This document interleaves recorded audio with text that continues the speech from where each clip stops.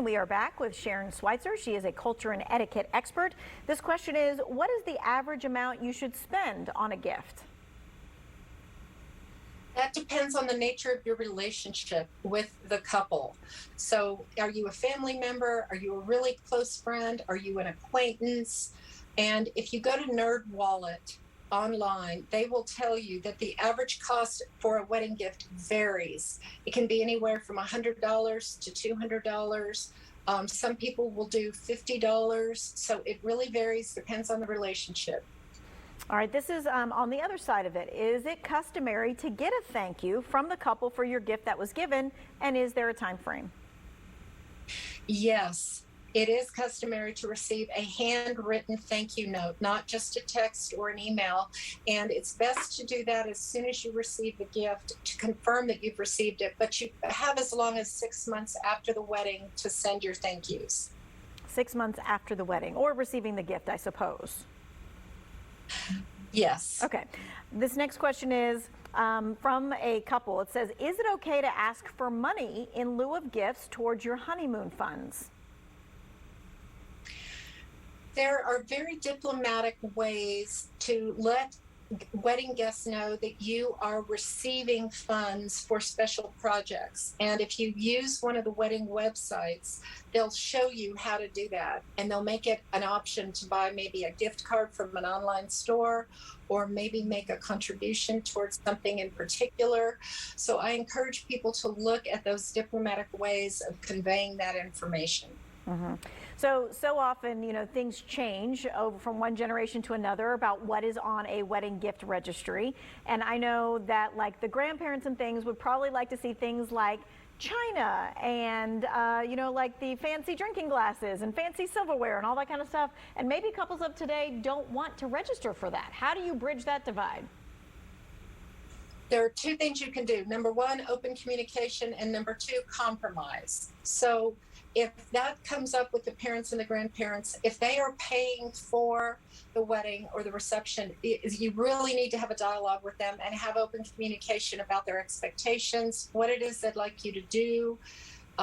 You know, maybe you don't want all of the china and crystal, but maybe you can compromise and say, you know, we'll do some nicer stoneware or some porcelain, or maybe we won't do any of the china, but okay, we think we could probably use some really nice goblets. But find a way to compromise and keep everyone happy and keep the customs and traditions alive.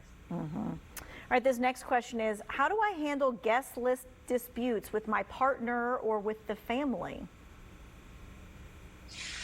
Guest list disputes usually come down to who is paying for the wedding or the reception. So you have to really keep in mind the financial aspect because weddings are very, very expensive.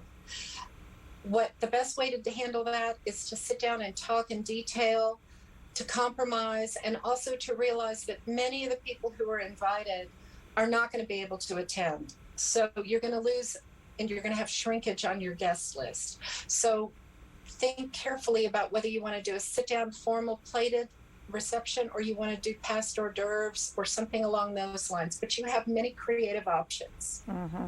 And I'm sure it's hard to like bridge that gap depending on whether it's the person saying, I want that person invited and I haven't seen them in 10 years. Why is that happening? And yes, it does. And sometimes it's someone they don't want to attend. They're absolutely adamant that this person will ruin the joy. And in that case, I think you have to defer to the person and say, you know, if this is going to be this upsetting, we probably shouldn't have this person at the wedding.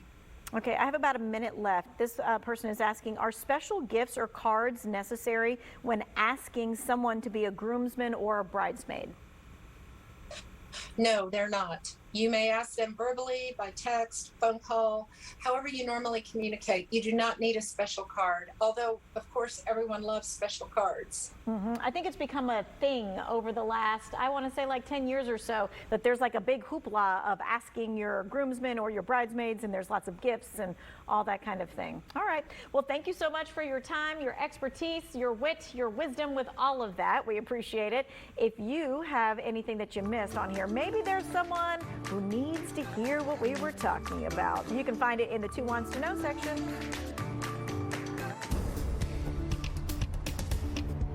We talked